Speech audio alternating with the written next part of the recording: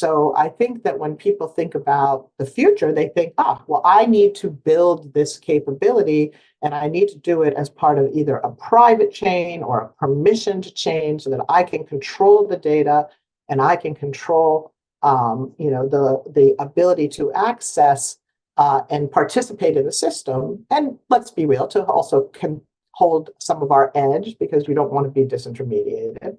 But I think what the missing understanding is that you are building a system that is going to be highly vulnerable if you go into these permissioned pools or into these private blockchains, because the number of developers that you have working on your security model, the number of nodes that you have actually doing verification is going to be far, far, far, far, far, far fewer than any public blockchain, even new and beginning public blockchains.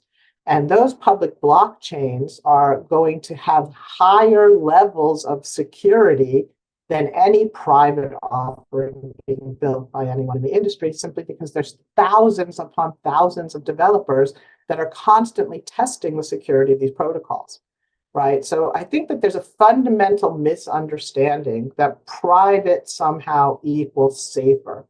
And I think that we will see that understanding begin to change as more people build in the space. And I think what will also happen, as Sergey said, is that all these private chains are eventually going to have to connect into the public records because there will be one major set of records for everything in the industry. What Sergey said is exactly right. We are going to have a master golden copy of contracts that will pull together all these sources of liquidity.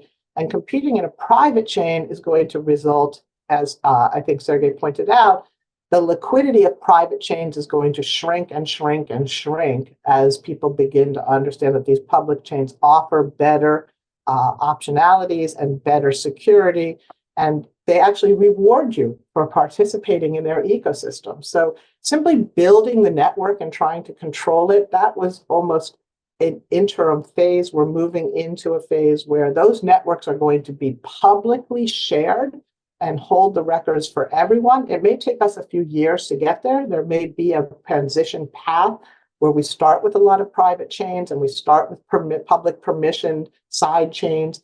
But where we feel it's going to move over time is going to be everything's going to be on public chains. It's going to be very affordable to do the operational piece of your business.